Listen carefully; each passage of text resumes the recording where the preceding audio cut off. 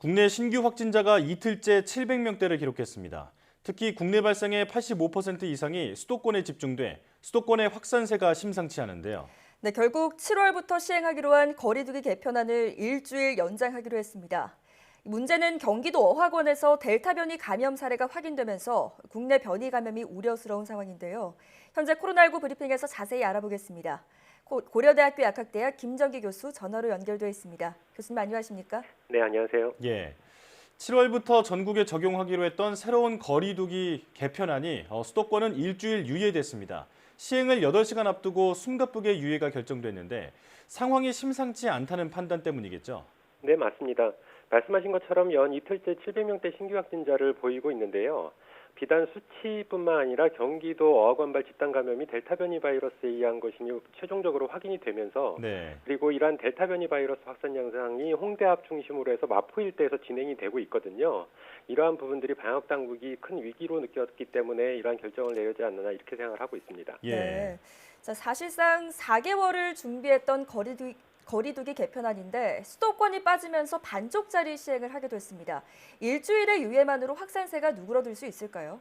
일단 일주일의 유예만으로는 확산세를 누그러뜨리기에는 다소 역부족이지 않을까 생각을 하고 있습니다. 네. 지금 앞서 말씀드린 것처럼 경기도 어학원발 집단 감염 전파 양상이 기존 코로나19 바이러스나 아니면 심지어 알파 변이 바이러스와도 사뭇 다르거든요. 그러니까 해당 집단 감염이 델타 변이 바이러스일 가능성이 높다라는 말씀을 제가 앞서 여러 번 드린 바가 있는데요. 예. 이런 가능성이 있을 때에는 실제로 최종 확인되기 전이더라도 선제적으로 방역 조치를 강화를 했어야 하지 않았나 이런 생각을 가지고 있습니다. 실제로 경기도 어학원발 집단 감염 지표 환자가 발생한 지 열흘 가까이 지났는데 이러한 방역 조치 강화가 없었기 때문에 지금은 해당 지역을 중심으로 해서 델타 변이 바이러스가 크게 확산했을 가능성이 상당 부분 있다 이렇게 판단을 하고 있고요. 네. 아무래도 이렇기 때문에 향후 신규 확진자 증가는 지속적으로 발생을 할 거다라고 예측을 하고 있고 경우에 따라서는 폭발적인 증가 가능성도 배제할 수는 없는 상황입니다. 그렇기 때문에 앞서 말씀드린 것처럼 일주일 유예만으로는 확산세를 누그러뜨리기에는 역부족이 아닐까 생각을 하고 있고 아무래도 연장이 되지 않을까 이런 생각을 하고 있습니다. 예. 20, 30대 젊은 층의 낮은 백신 접종률도 확산세의 요인으로 지목되고 있습니다. 또 사회 활동도 활발해서 식당이나 카페, 주점 같은 다중이용 시설에서 감염되는 사례가 많았던 것으로 나타났는데요. 젊은 층을 대상으로 한 추가 방역 대책 필요성을 요구하는 의견도 있는데 교수님께서는 어떻게 보십니까? 글쎄요, 젊은 층만을 목표로 하는 추가 방역 대책이라고 하는 게 따로 있을까 싶기는 한데 만일 젊은 층을 목표로 한 방역 강화를 시도를 한다라면 말씀하신 것처럼 젊은 층이 주로 방문하는 시설도 대표적으로 뭐 주점이라든가 노래 연습장이라든가 이런 유용 시설이 대표적이라고 할 수가 있는데요. 예.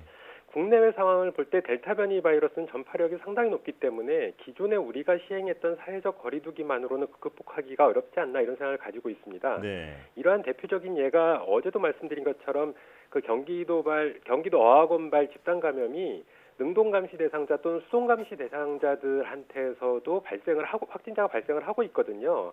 이 얘기는 마스크를 잘 착용하고 경우에 따라서 마스크를 벗는 이런 환경들조차도 실제로 전파의 가능성이 있다, 감염의 가능성이 있다라고 생각을 하고 있습니다. 네. 그렇기 때문에 실내에서 마스크를 벗는 환경들에 대한 선제적인 특단의 방역 조치 강화가 필요하지 않을까 생각을 하고 있고 그렇지 않을 경우에는 이런 확산세가 델타 변이 바이러스가 해당 지역, 마포 지역 일대를 넘어서 경기도 일대를 넘어서 전국적인 확산으로까지 가는 데는 시간 문제이지 않을까 이런 생각을 가지고 있습니다. 예. 네. 자, 현재 상황으로서는 신규 확진자 수가 많은 것도 문제지만 무엇보다 델타 변이 감염자가 확산하고 있다는 점이 가장 우려스러운데요. 방역 당국은 델타 변이가 수도권 확산세에 영향을 미쳤을 가능성에 대해서 면밀하게 분석한다는 입장을 밝혔습니다. 교수님께서는 어떻게 보십니까? 일단 최근에 어떤 수도권 확산세의 가장 대표적인 원인 중에 하나는 말씀하신 이 델타 변이 바이러스의 가능성이 제 개인적으로는 상당히 높다 이렇게 판단을 하고 있고요. 네. 최근 수도권 신규 확진자가 전국의 80% 안팎을 보이고 있거든요. 어제만 해도 85% 정도를 차지를 하고 있는데 이러한 대표적으로 확진자가 크게 증가한 거에 기여를 한 부분이 경기도 어학원발 집단 감염이고요. 예. 시작점은 홍대 앞 주점에서의 해당 강사들의 모임이었는데 이 부분이 해당 강사부터 시작을 한 건지 아니면 해당 강사들도 홍대 일대에서 감염이 되었는지는 추가 분석이 필요하다 이렇게 판단을 하고 있고 네. 이 부분을 밝히는 거는 방역 조치 측면에서는 상당히 중요하다라고 생각을 하고 있습니다. 여하튼 경기도 어학원발 집단 감염이 최근의 확산세에 크게 기여를 했다. 즉 델타 변이 바이러스가 최근 수도권 확산세의 직접적인 원인이지 않을까라고 개인적으로 생각을 하고 있습니다. 네. 자, 변이 바이러스의 국내 유입을 차단하기 위해서는 결국 입국자 관리가 가장 중요한데요. 방역 당국이 철저하게 관리하겠다고 하지만 갈수록 해외 유입 규모가 커지고 있고 또 해외에서 백신 접종을 완료한 사람에게는 자가 격리도 면제해주면서 점점 우려가 커지고 있습니다. 이대로 괜찮을까요? 이 변이 바이러스는 세계 어디서든 어느 국가에서든 자체 발생이 가능합니다. 심지어 우리나라도 포함되고요. 네. 하지만 기본적으로 감염자 수가 많을수록 발생 가능성이 높다라고 할 수가 있고 국내는 해외에 비해서 감염자 수가 상당히 적거든요. 그렇기 때문에 상대적으로 국내에서 자체 발생할 가능성은 상당히 낮다. 이 얘기는 국내 변이 바이러스는 해외 유입에 의한 발생 가능성이 높다라고 하는 얘기가 될 수가 있습니다. 예. 네. 그렇기 때문에 해외 입국자 관리가 무엇보다 중요하고요. 최근 논의되고 있는 백신 여권이나 아니면 앞서 말씀하신 것처럼 인도 목적으로 시행되는 그 해외 백신 접종 완료자에 대한 자가격리 면제 조치 등은 아무래도 우려가 높다라고 할 수가 있습니다. 따라서 이러한 부분에 대한 전면 재검토는 필요하다라고 생각하고 있습니다. 네. 네. 자, 일각에서는 방역 당국이 백신 접종 인센티브와 거리두기 개편 체계를 알리는 데 집중하면서 국민으로 하여금 빈틈이 느껴질 만한, 그러니까 잘못된 방역 신호를 줬다라는 분석도 있던데요. 이 부분은 어떻게 보시나요?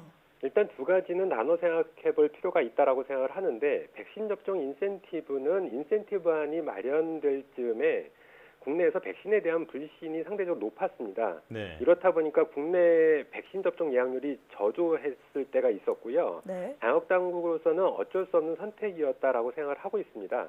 그러니까 실제로 백신 접종 인센티브안이 발표되면서 백신 접종 예약률이 크게 올랐거든요. 예. 그리고 인센티브안 그 내용을 들여다보면 큰 폭의 방역 조치 완화는 사실상 없는 걸로 개인적으로 저는 판단을 하고 있습니다. 네. 반면에 사회적 거리두기 개편안은 백신 접종 인센티브안 대비 방역 조치 부분에 있어서는 큰 폭의 완화가 있었고요.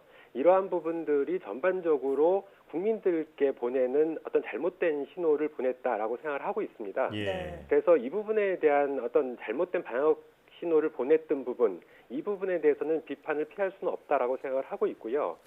제가 여러 번 말씀드렸지만 정부의 목표대로라고 하면 국내에서 집단 면역이 형성되는 시점까지는 그리 멀지 않았거든요. 예. 앞으로 2, 3개월 정도 후면은 어느 정도 형성 시점이 도래를 한다라고 판단을 하고 있기 때문에 집단 면역이 형성될 때까지는 기존의 방역 조치를 유지하면서 백신 접종 속도를 오히려 높이는 쪽에 집중을 했어야 한다라고 생각을 하고 있고 네. 예. 너무 성급하게 방역 조치 완화 부분이나 아니면 이러한 부분들을 국민들께 잘못된 신호를 보내기 때문에 지금의 상황의 어떤 원인 중에 하나지 않을까 생각을 하고 있기 때문에 아쉽게 생각을 하고 있습니다. 예. 자, 오늘도 코로나19 상황 살펴봤는데요. 새로운 거리두기 적용이 일주일 유예되면서 방역 조치를 다시 점검해 볼 수 있는 시간이 생겼습니다. 빈틈없이 대책을 마련해야겠습니다. 지금까지 고려대학교 약학대학 김정기 교수와 함께했습니다. 교수님 고맙습니다. 네, 감사합니다.